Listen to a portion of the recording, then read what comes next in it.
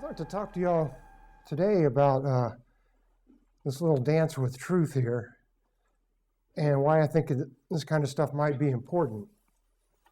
That is mainly going to be about negative emotional blocks that cause us to not have a clear mind when we're getting into the stuff on the path.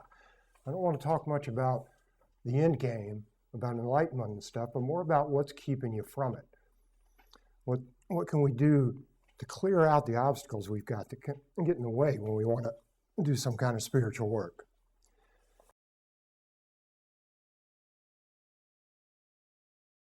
How do we get to that disidentification with the I and re-identification with the absolute? The principal tool that I found was meditation, effortless meditation. Not trying to meditate, not doing anything, not perfecting control, but letting go of control. It's all about letting go of control. The whole path is only letting go of control.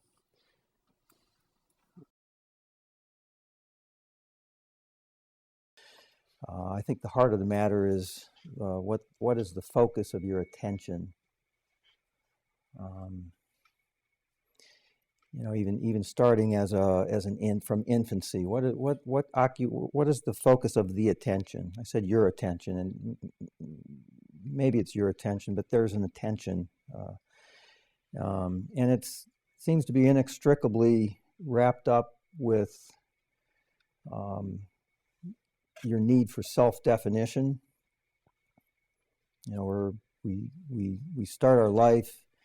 And at some early age, we're keenly aware of ourselves as an individuality, but we don't know who we are in the world, and so we spend our lifetime trying to define ourselves.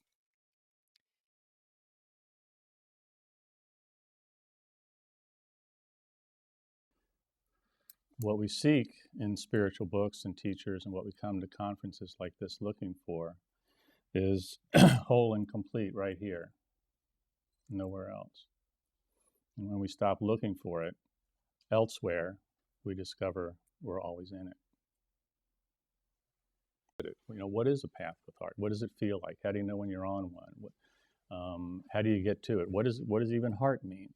And so I, at one point, even sort of made a list of all the different ways that we mean heart. What do we mean by heart? And how does it apply to a spiritual path? And so after I decided what I might want to do with this topic today, I said, well, maybe we'll just go through that exercise again and just talk around heart and see where it leads us.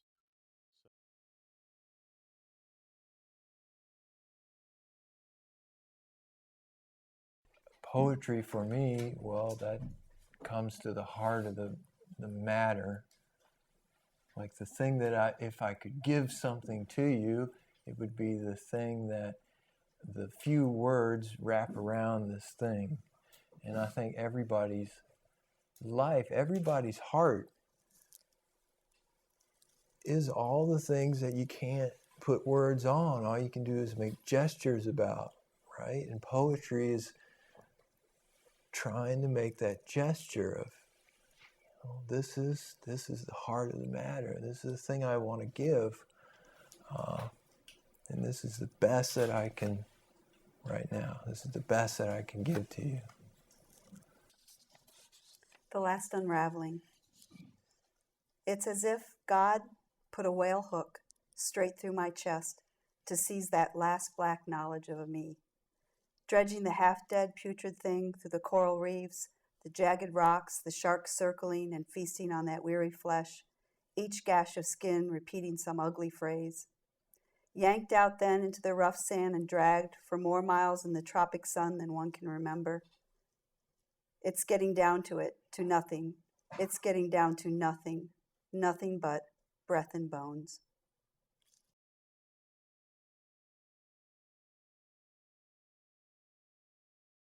No, the relationship between self-esteem being how you identify yourself. I'm identified as my self-esteem.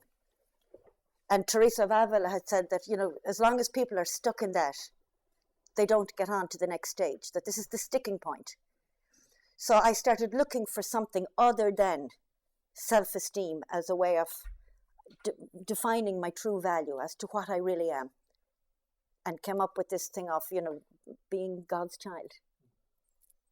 And so it opened up thinking, or it opened up something anyway.